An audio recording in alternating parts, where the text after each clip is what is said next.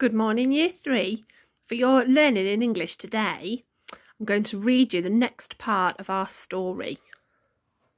I was there, Boudica's army, and we've read some of the first chapter already together, but I'm going to read this next part to you so that you've got it to help with your learning today. I'll also take a picture of each page and upload that onto the blog so you can use it when you're working to help you. I like the marsh. It's full of little birds. It's where I go to play when I am tired of grinding the grain to bake our bread, or spinning the wool from the brown Iceni sheep, or cleaning the cooking pots. I was escaping the cooking pots on the day that I found Honey. Her mother, Little Huff, so called because she liked to huff the dandelion clocks and watch the feathers fly, was calling. She was calling and calling on the far side of the thorny fence, so deep in reeds and rushes that I only found her by her voice. You cannot follow hoof prints in a marsh, and the reeds are high and springy and close behind you as you walk. It was a wet, tussock jumping job to find Little Huff. I had to stop and listen.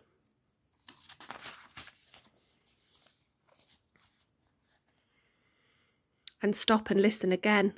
But at last I found her, up past her knees in the marsh. When she saw me, she tried to struggle towards me and sank even deeper. I couldn't leave her to go for help. I was scared that she would sink even deeper. All I could do was hold her head to stop her panicking and shout until somebody heard. For a long time, no one came, until Brownie, Finn's dog, came pushing through the rushes. Brownie is clever. He went and fetched Finn. Finn fetched my father fetched Uncle Red. Uncle Red fetched half the village, ropes and wooden poles and rush mats and barley bread with honey on to coax Little Huff quiet.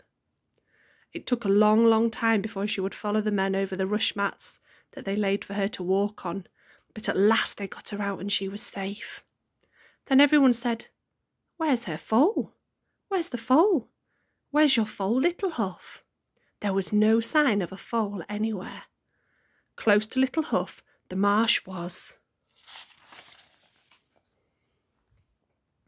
as blue as the sky. It spread in cool, wide pools that had no bottom, only water and watery mud. The men who got Little Huff out told her very kindly that she could have another foal next year, and they led her away to the village.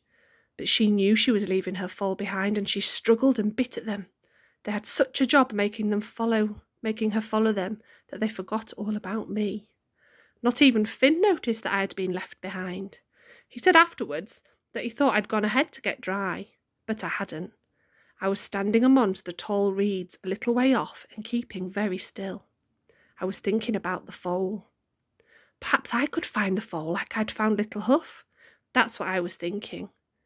It was quiet when the men were gone, except for the birds, and, after a while, another sound that wasn't birds. Honey whickering for her mother. Very carefully I started wading across the blue pools, clutching at the reeds to help me. It was after dark when they found us, but Honey was not hurt because I held her all the time, and I didn't let go until Uncle Red arrived with a lantern and the flat-bottomed boat that he used to hunt ducks in the autumn. Oops. Then there was only room for Honey and Uncle Red in the boat, and I had to wait with the water past my middle. It was so cold I could feel my bones hurting.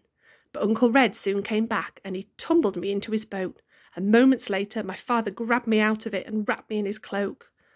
I stayed wrapped in my father's cloak across the fields and through the village until we reached the house and the fire. Then hot herb tea with honey in and a great warm fuss. "What pests these girls are," said Uncle Red.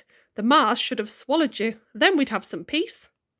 But I remember how quickly he'd paddled to me in his little flat boat, calling, "Kassy, Kassy, Kassy, I'm here."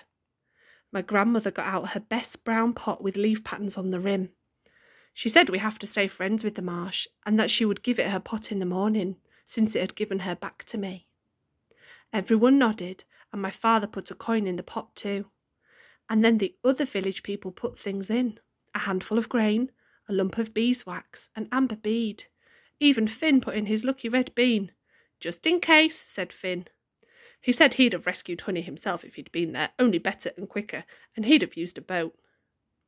Uncle Red put a coin in the pot too, And he said if I was a daughter, he would beat me with a willow wand. But as I wasn't his daughter, he would settle for a hug. And I did hug him, and father and grandmother and Finn. I was so pleased to be out of the cold lapping water and the sucking grip of the mud.